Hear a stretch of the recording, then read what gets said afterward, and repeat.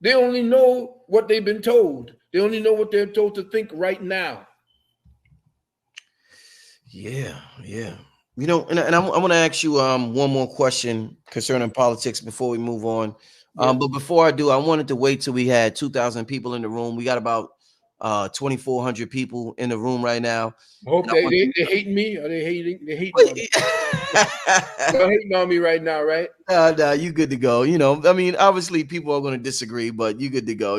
It's a healthy conversation happening in the chat. And so I appreciate it. But yeah, like I said, one more question about politics, but I want to share this with the family. I want to wait till we had a packed house. So shout out to everybody in the building. I want to share Dr. Valentine's PayPal and his Zelle. He's banned from Cash App, so I just wanted to share this with y'all. If y'all would like to support or donate to the elder who's been around for over 40 years. And one thing I've realized about the elders is they're a little bit more unfiltered than the younger speakers. I remember talking to Dick Gregory, and he was so unfiltered and he was raw. The elders are a little more raw. So you're going to get a little more rawness from the elders. So, you have to understand where they're coming from. They've seen a lot, and they don't want to see certain things happen.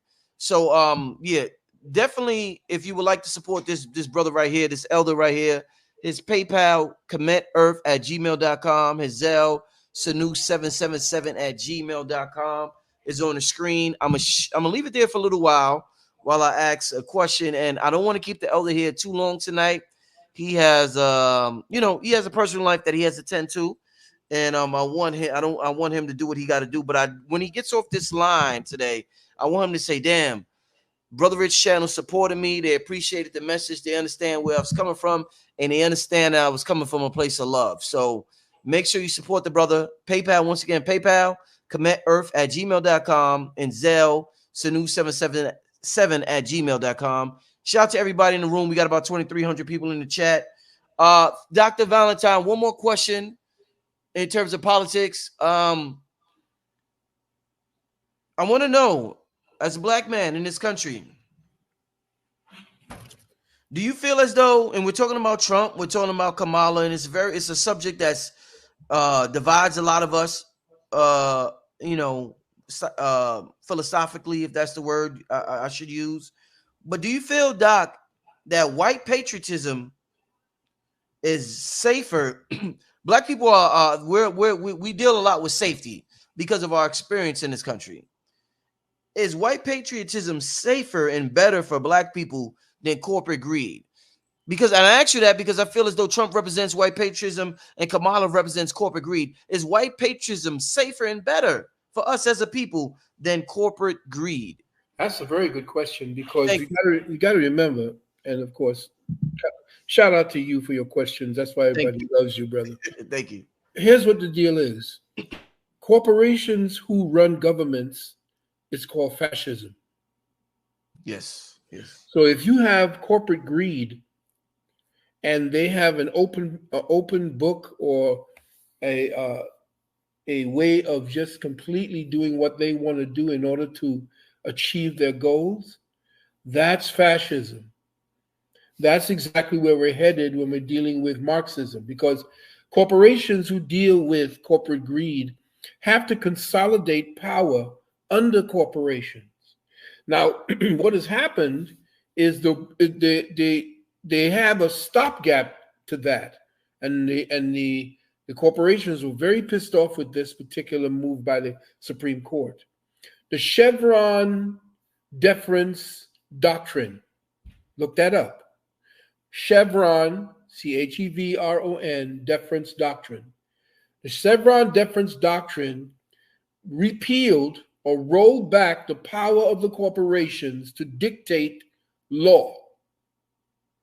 So what they had for the last, say, 60 years was that the Supreme Court made it so that corporations could then set the rules for how people participate with that corporation if they wanted to be employees. So they had to have the vax, they had to do A, B, and a third to completely put aside their autonomy and their First Amendment rights. So the courts gave the corporations the ability to dictate law that was not made by the Congress. With the rolling back of Chevron deference, based upon the fact that I did I don't know if anybody was there at the lecture that I did with Kennedy, with Robert Kennedy Jr. I was there. You invited me. I was there in Harlem. In Harlem. Yes, sir. And we broke the fact that any kind of vax is actually a operation. It's a surgery. So anything that pierced the skin is considered by law a surgery. I don't want them to take this down, Doc. So be careful with that. Yeah, okay. But, you can pull it down if you want. Don't. I wouldn't want to mess with you. Your thing here. No, but I just wanted to make sure that you understood that anytime the corporations take over, what they wanted to do was to set the rules to bypass your constitutional rights. Mm-hmm. So as you're talking corporate greed, what is corporate greed? Corporate greed is consolidation. It's monopolization. Mm-hmm. Now, if you're dealing with this cult you're talking about, these white crazy people who are dealing with a cult, I can deal with it. Just give me the right amount of guns. I can deal with these people who are talking all this shit. They know white supremacy. Yeah, come on with it. Bring it. Oh man. So I ain't worried about Trump's followers. I'm worried about the people that's going to give jobs to my people, right? And tell them they have to come with my rules and regulations and be damned with your First Amendment, Second Amendment, Third Amendment, Fourth Amendment, and Fifth Amendment rights. Mm-hmm. So if there's a choice I have to make, then I got to go with seeing what it is that Trump's cult of personality is about. Otherwise, if I'm dealing with Kamala and the corporations, I have billions of dollars like these black, what's the name? This corporation called Black something. They own damn near everything. BlackRock? Is it BlackRock? BlackRock, right. Yeah. They got BlackRock, which is a coal, which is, again, carbon. But BlackRock, essentially, is running everything. They're one suppressing XRP. They're suppressing everything. And also there's they came up against the Novatech. So if you want to join the Novatech, for those of you who were on Novatech and have not gotten any satisfaction, just let me know. Hit me up on my Sanu 777, and I will forward the that was given to me by my attorney. I will forward the class action suit that they have against them, and you can join the class action suit to get your money back. Okay, that's just to let you know, just to answer that question. And Doc, I'm going to get to a couple of questions before you get out of here from the people, but I want to ask you this last question since you brought up, finances and money. Yeah. What, a lot of people, it was predicted this year was going to be a huge explosion in the cryptocurrency market. Yeah. And Bitcoin was going to go to 100K, and there was going to be so much happening in crypto. I seen Bitcoin did rise. It went from about, it did go up to about 60. I think it's at 57,000. 67,000. Yeah, but it didn't go where I seen a lot of people predicting it was going to go to crypto market. Right. Has things changed in terms of the future? Because things are moving so fast. Yeah. What's going on now at this point with cryptocurrency, Bitcoin, and everything? Has things changed, Doc? Prices are being suppressed because those who are in charge are gobbling up all of what it is that's going to be of worth in the future. BlackRock has bought out and are going to use, they want to buy out the last vestiges, the last amount of Bitcoin, so that they can manipulate the market through the Treasury and through the Federal Reserve. Crazy. So BlackRock wants that. As far as Ripple is concerned, when you're dealing with the XRP, they are purposely suppressing that price. Every now and then, if you look on the private side, which is a glitch that comes up on this on the radar, you'll see the real price of XRP, which is like 12,500, 65,000, 50,000 per coin. But when you come back here to America, where it was created, you got the Congress, you got the SEC, and you got the Khazarian mafia who's running it all, making sure that they suppress the price, because that would then free everybody up from the system they put in place back in 1931. So the suppressing of the price and making sure that they gain control of the cryptocurrency market and gain control of the blockchain so that they can control the private enterprises that would go on between you and me. There would be no middleman. And that would free up trillions of dollars that most of the countries have to hold in order for that old SWIFT system to work. Right. The SWIFT system works based upon you holding a collateral, so that if I want to go ahead and send money to Switzerland, for example, they have to hold on to a certain amount of money to make sure that that transaction that I make to send money from the dollars to the Swiss franc, that money that the Swiss bank is holding has to be the collateral that ensures the transaction takes place. When you get off of all of that, the money comes back to you. Trillions come back. And those who control that SWIFT market may have to make sure that that does not happen, because they lose. They pimp money. The fact that it takes 6 and 7 days before you get your money, 3 and 4 days before you get your money. Same thing with Bitcoin. You Bitcoin, you buy something for $65, you're paying $100 in electrical fees. So the $65 is $165. So all of that goes once this new blockchain situation sets up, and they've been using it overseas. Wow. Jeez. Yeah, leave some questions in the chat. I want to get to a couple of questions from y'all. I'm not going to keep Doc on here too late tonight. It's already 10 o'clock. Good. Don't worry about it. I like talking with you, my brother. You have no idea. I want to ask you this before we get to a couple of questions from the family. You know, a rapper just passed away, made a transition. His name was Rich Homie Quan. They said it was an alleged overdose. Some people are speculating whether it was or whether it wasn't. But we've seen a lot of drug overdoses with rappers, and not just rappers, actors, fentanyl, and just people in general in the last couple of years. I also noticed, I was talking to Red Pill, and I heard Red Pill talking on his broadcast recently about of whatever hell that this society has placed their current mindset in. This is to escape. It's not to act. Usually back when you use peyote, mescalito, and you use the ayahuasca, these were ways for you to help transcend the physical body so that you bring back knowledge that you use on your journey while in this meat suit, while you are in this avatar that the Most High created for its own experience of itself. But so now what the plants were saying to the shamans and to the elders and to all of these people dealing with Obia and so-called Voodoo, these were the people who were speaking directly to nature. Right now, the reality that we had struck between nature and us was a direct connection, a direct relationship.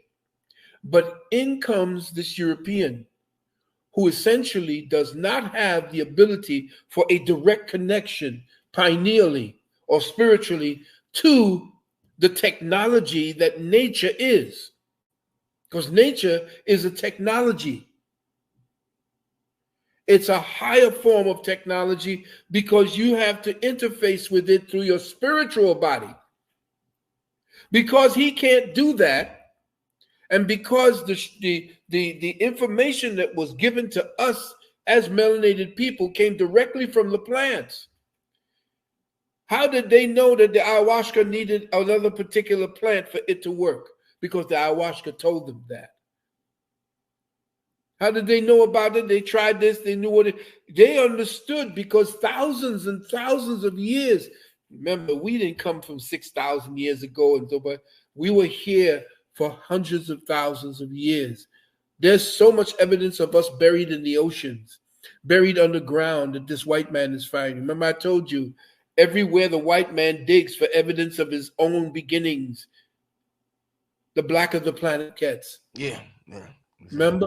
Mm-hmm. And so what's happening is, because we are no longer in charge of that particular technology, the European now has created a visceral or a extension of his own mind through his own interpretation of what he calls technology. Everything is to enhance what his melanin can't do. His melanin cannot interface with spirit. It cannot know God directly. You can. So he has to know God indirectly. He has to learn how to dance like you, because your dances are in a specific rhythm that's embedded in your DNA. Mm. The dance was your way of connecting. That was your Wi-Fi. Ooh, talk to me, Doc. That was our Wi-Fi. Yes. What you talking about? You look at the African dance. Oh, man.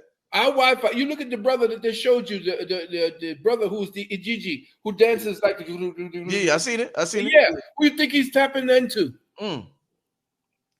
The bird that does that, the bird of paradise, does the same thing he's doing. Mm. You don't have the ability. That's why interfacing technology with him is to put on an exoskeleton. That's why Iron Man is so big. Mm. Because he's a weak little piece of shit until he puts on his technology. Mm-hmm. Look at Tom Cruise. When he was dealing with putting on the exoskeleton that gave him bigger strength and so forth. Everything is about melanin, his lack of ability to interface spiritually, because he's a second order entity. We, the original people, are first order entities. First order entities interface directly with God. Doc, I'm glad you mentioned Iron Man. I asked this question to somebody before. I don't know if it was Billy Cost. It was somebody. I don't ask, hundreds of thousands of questions, Doc, so I forget sometimes. But you brought up the topic of Iron Man and his technology that he used to do these things because he was weak without it. Right. One of the main technologies we use in this realm, Doc, is the subconscious mind. And a lot of people teach us how to tap into, yourself included, Napoleon Hill, teach us how to tap into the subconscious mind so the conscious mind, the monkey mind, could get out the way. My question, Doc, is the same way Iron Man talked to his technology, his suit, and he gave it a name. He said, Jarvis, I need you to do this. Should we have a name for our subconscious mind in order to make it a more intimate, personal relationship? Therefore, it understands us better. Therefore, we get more accomplished, just like Iron Man did with Iron Man, aka his suit. We did. We set up whole temples to that. And we call that second consciousness Heru. We call it Ast. We call it Ast Osiris. We called it all of the names that we expressed on the walls. Those were our consciousness talking to us. That was the higher levels of God. Remember who Jehudi was. Jehudi was the interpreter of the mind of God. Mm-hmm. You always saw him with a quill, writing shit down. Why? Because he was interpreting the higher frequencies of God and actually causing them to become attenuated into the word, W-O-R-D. Remember I told you W-O-R-D is fire, air, water, and earth. Right. These are the foundations of the pyramid of life. So when you're looking at consciousness, you're looking at the bridge to your creator. His consciousness is blocked because remember, you remember one of our great leaders, Carol Barnes, as well as Richard King, who was dealing in melanin, said that melanin was the mellow molecule. It made you mellow. You don't want to fight. You don't want to go through no kind of super changes or nothing. You wanted to blend in and love everybody. That's why everybody accepted this Caucasoid. Mm. And he came in and I mean, you got to look at the fact that he talks about, he's got his people who run interference for him. Well, everybody had slaves, that kind of thing. He doesn't want to talk about the fact of his particular position in this particular equation that we see right now, this dynamic, this social dynamic. But since the Caucasoid came out of the caves and was given the technology by us, okay, and we gave it over to him through Abraham and everybody that they talk about in the book. Do you know that he killed off 58 million native peoples or autochthonous peoples? And I'm not just talking about the ones that came from Asia. I'm talking about the black population that was here, the true indigenous people.